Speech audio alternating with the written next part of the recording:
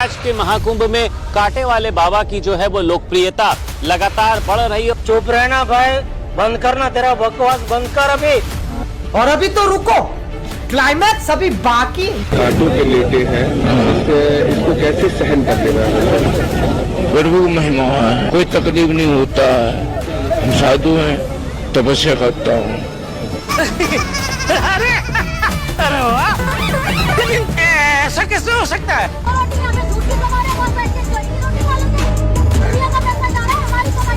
रहूंगा तब तो दारू उतर जाएगी, संघर्ष की थी ना, है ना। दारू बनाना है। ये क्या तमाशा लगा रखा है तूने? ये तस्वीरें दिखाकर क्या साबित करना चाहता है तू? क्या साबित करना चाहता है तू? डंब करें डूंगर चटे अंतर चीनी झूल और जग जाने यो बनती करे यो बो सूल बबूल। तू समझा? हाँ। नहीं, तू समझा नहीं। मेरा कर्तव्य है तपस्या करना।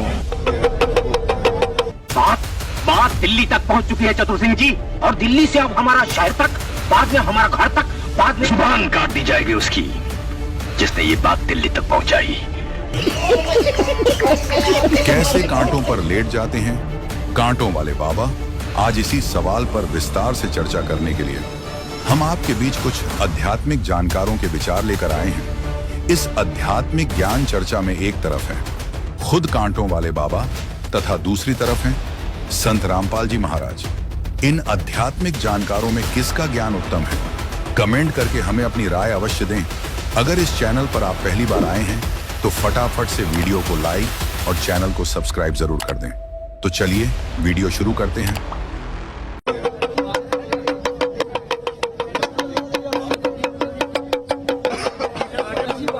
कांटों पे लेटे हैं, इसको कैसे सहन कर लेना। प्रभु की महिमा है, कोई तकलीफ नहीं होता है। हम साधु हैं, तपस्या करता हूँ। मेरा कर्तव्य है तपस्या करना।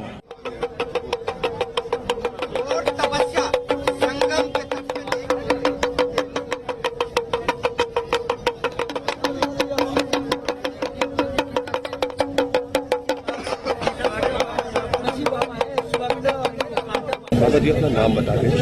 रमेश कुमार माझी बाबा। आप यहाँ पर कांटों पे लेटे हैं, इसको कैसे सहन कर लेना। प्रभु की महिमा है। तो क्या कांटे आपको चुभ नहीं रहे? सब भगवान की महिमा है। उसको पूजा करता हूँ, गुरु की सेवा करता हूँ।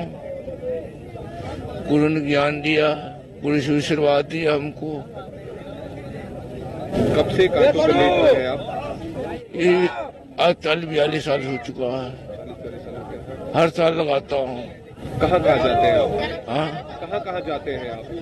जाते हैं, उज्जैन जाते हैं, नासिक जाते हैं, हरिद्वार जाते हैं, गंगा सागर जाते हैं। अभी जी कांटों पे लेट कर आप एक तरह से साधना करते हैं, इसका लाभ क्या होता है? लाभ होता शरीर का, अपने शरीर की करता हूँ लाभ। मरीज जाता है, डॉक्टर के पास जाते हैं, दवा खाते हैं, शरीर सही रहता है। हम साधु हैं, तपस्या करता हूँ। मेरा कर्तव्य है तपस्या करना। ये जो कांटे हैं, क्या अभी आपको कभी कोई चोट आपको पहुँचाते हैं? पहुँचाता नहीं है, तो कैसे कोई तकलीफ नहीं होता है। क्षमता कैसे बनाया आपने कि ये जो कांटे हैं ये आपके शरीर में न चुभे? उसको सेवा करता हूँ। यहाँ बड़ी तादाद में लोग आपके पास आ रहे हैं, जो आपका मंदिर है, और आपको कहीं न कहीं प्रणाम कर रहे हैं, आपको दीक्षा दक्षिणा दी जा रही है। कितनी कमाई हो जाती है? 1000 रुपया मिल जाता है। 1000 रुपया को अपना पूजो, हम जो जन्माष्टमी मनाते हैं, भगवान के जन्माष्टमी मनाते हैं, राधा कृष्ण भगवान का मंदिर है, उसमें खर्चा करता हूँ। 5 जिले के मेहमान आते हैं, उसमें खर्चा करता हूँ। दोस्तों आइए अब इस बाबा की एक दूसरी वीडियो क्लिप देखते हैं।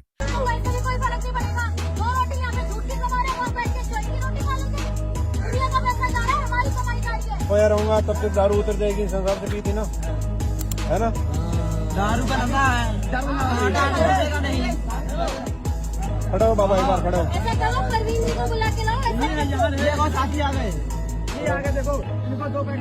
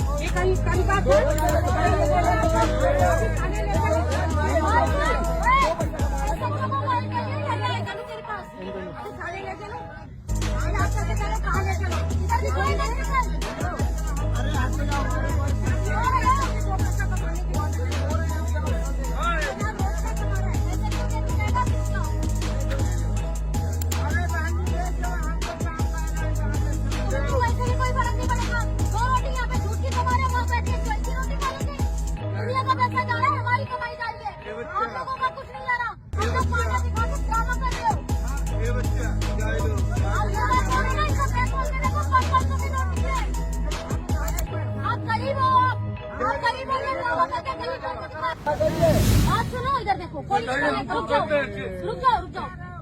आप जन्माष्टमी बना रहे थे, अब बेटे के ऊपर क्यों आ गए? कि घर में बच्चे हैं, आपने 2 मिनट के अंदर अपना तो थॉट बदल दिया।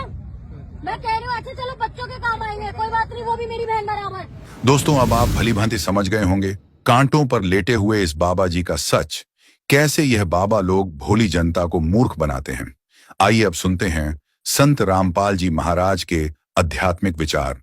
क्या बताते हैं कि डंब करें, पाखंड करें। डंब माने पाखंड, डंब करें, डूंगर चढ़े। डूंगर माने ऊंचे स्थान पर बैठेंगे, न सब न दिखूं, तपस्या कर रहा हूं। डंब करें, डूंगर चढ़े, अंतर छीनी झूल, और जग जाने यो भक्ति करे, यो बोवे सूल बबूल। जो साधना ये संत ऋषि महात्मा, हम जिनको महात्मा मान्या करते, जो ये साधना भक्ति कर रहे हैं, कोई है प्रमाण किसी संत ग्रंथ में या किसी महापुरुष ने किया जिसने भगवान मिले, जिसमें आदरणीय गरीबदास साहिब जी, आदरणीय नानक साहिब जी, आदरणीय दादू साहिब जी, आदरणीय गीसा साहिब जी, आदरणीय मुल्कदास साहिब जी, आदरणीय धर्मदास साहिब जी, ये पहुंचे हुए संत थे, परमात्मा पाया था इन्होंने किए कभी ऐसी साधनाएं। और ब्रह्मा विष्णु महेश तीनों गृहस्थी, इनको पाने के लिए जंगल में लंगोट बांध के बैठे ब्रह्मचारी बन के। हद होगी, हमारी बुद्धि का पत्थर पड़ गए थे, कभी ज्ञान नाम की चीज नहीं थे हमारे पास। डंब करें, डूंगर चढ़े, ये अंतर जिमी झीनी झूले, जग जाने बंदगी कह रहे, ये वो सूल बबूले। अपने आत्मा जो साधना है हम अब कर रहे हैं, ये साधना वो है जिससे हमें मोक्ष मिलेगा। और पहले हम क्या सोचा करते थे, जैसे जंगल में कोई संत चले गए, घर छोड़ गए,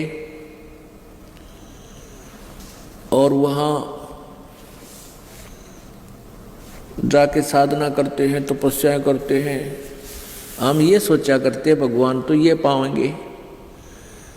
अब परमात्मा के ज्ञान की रोशनी से जब हमारे ये तत्व ज्ञान रूपी जो चश्मा लग गया, हमारा जो मोतिया बिंद अज्ञान का समाप्त हो गया, ऑपरेशन हो गया, हमें दिखाई देने लगा, तब पता चला कि साधना जो वो साधु संत करा करते वह एक अन्य की नहीं थी। एक बार इस दास को ये नाम मिला ही था। उस समय हम ऑफिस में बैठते तो चर्चा चला देते भगवान की, और कोई बात अच्छी नहीं लग गया करती। अब वहाँ जानबूझ कर चर्चा छेड़ता था ये दास, भक्ति की तरफ लाता था। कोई कुछ बकवास करता था, कोई कुछ करता था, कोई कहता भाई भक्ति न्यू ना बने, ऐसे भक्ति थोड़ी होती है, भक्ति तो कति काम तो फारिग हो जा के तो घर छोड़ दे, जंगल में जा बैठे न्यू भक्ति होया करे। तो ऐसे प्रसंग चलते चलते एक उन्हीं में से कहता है कि एक बार मैं हरिद्वार गया था, उससे आगे चला गया, ऋषिकेश से भी आगे और ऊपर गंगोत्री की तरफ। वहाँ 20-30 आदमी बैठे, व्यक्ति श्रद्धालु, वो चर्चा चला रहे वहाँ पर कि यहाँ एक संत रहता है, इन जंगल में गुफा बना रखी है, दूर जंगल में भाग जाता है और एक तन पर केवल कपड़े केले के पत्ते लपेट कर रखता है, कोई शरीर पर कपड़ा नहीं रखता, तागी बैरागी है। और भाई जिसने उसके दर्शन हो जाए उसका बेड़ा पार हो जाता। हम दर्शन के लिए बैठे हैं। एक भक्त कह रहा था उन्हीं में बैठे हुए, वो वहाँ बैठे थे ऋषि गंगोत्री के पास। वो कहता है कि चौथा पांचवा दिन है, उस दिन मैंने देखा, जब मैंने देखा वो मेरे से पहले मुझे देख गया, एकदम मुंह फेर लिया उसने। केले के पत्ते बांध रखे थे लंगोट की जगह और अंदर भाग कर चला गया, वृक्षों के पीछे जंगल में दूर चला गया। अन्नू कहता दर्शन हो जाते, मेरा बेड़ा पार हो जाता। इसी आस में आज बैठे हैं। 1 हफ्ता हो गया, मैं रोज आता हूं यहाँ पर, दर्शन हो जाए इसे संत का, मेरा बेड़ा पार हो जाए। अब परमात्मा क्या कहते हैं, हमारा विधान क्या बताता है कि डंब करें डूंगर चढ़े ये वो अंतर झीनी झूल, जग जाने बंदगी करें ये वो सूल बबूल। ये पाखंडी के क्या करेगा, या तो इस तरह के बॉन्डर करेगा, तन पे एक लंगोट रखेगा, या जैसे केले के पत्ते बांध लिए और दाढ़ी मूछ बढ़ा ली और जाकर जंगल में भाग गया, बाल ब्रह्मचारी रहता है। और ये पाखंड करने वाले क्या देखा हमने, क्या करेंगे, ऊंचा सा कोई टीला देख लेंगे, ऊंचा स्थान, उस ऊंचे से टीले पर जाकर बैठेंगे, ये दोने दाने लानी है और वो चमटा गाड़ लेंगे और बैठ जाएंगे नो, ताकि दूर से सब न दिखूं मैं। और जनता फिर उसके पास लाइन लगा देती है, महात्मा तपस्या कर रहा है, महात्मा तपस्या कर रहा है। अब परमात्मा कबीर जी कहते हैं डंब माने पाखंड, दंभ करते हैं। डंब करें डूंगर चढ़े, डूंगर माने ऊंचे स्थान पर। अंतर झीनी झूले, अंदर कुछ है नहीं, बकवास भरी है, भक्ति साधना ठीक नहीं है। जग जाने बंदगी कह रहे ये वो है सूल बबूल। दुनिया तेने सोचा है यू भक्ति करे है, ये तो अगत में कांटे बो रहा अपने में, ये जीवन बर्बाद कर रहा है। केले की कोपीन है, कोपीन कहते हैं लंगोट को जो पर्दे में बांध लेते हैं। केले की कोपीन है जो फूल पान फल खाही, नर का मुख नहीं देखते जो बस्ती निकट ना जाई। वो जंगल के रोज हैं जो मनुष्यों बिद के जाही, निस्तन फिरो उजाड़ में नो परमात्मा पावे नाही। अब यहाँ मालिक ने इस पर क्रॉस कर दिया कि तुम जिसको संत मान रहे हो वो तो जंगल का रोज है, नील गाय, जो आदमी ने देखकर डर कर भाग जाती थी जंगल में दूर। केले की कोपीन है, कोपीन माने पर्दे पर लंगोट, और केवल फूल पान फल खाही, फूल तोड़ के खा लिए, पत्ते तोड़ के खा लिए, फल खा लिए। और नर का मुख नहीं देखते, वो कहते हैं वो आदमी तक निकट ना था, वो जंगल में था, वहां पे नर का मुख नहीं देखते, मनुष्यों बिद के जाही। केले की कोपीन है जो फूल पान फल खाही, नर का मुख नहीं देखते, और बस्ती निकट न जाही, जो बस्ती के पास मांगण भी नहीं जाते, जो नगरी में भी नहीं जाते भिक्षा लेने की, फूल फाल पत्ते खाते, कहते वो जंगल के रोज हैं। वो तो जंगल की नील गाय हैं जो मनुष्यों बिद के जा, आदमी डर कर फड़क कर बाजे। निस्दिन फेरो उजाड़ में, उजाड़ में जहां कोई कुछ ना हो, जंगल में दिन रात धक्के खाओ वहां पर। इस विधि से परमात्मा पावे नाही।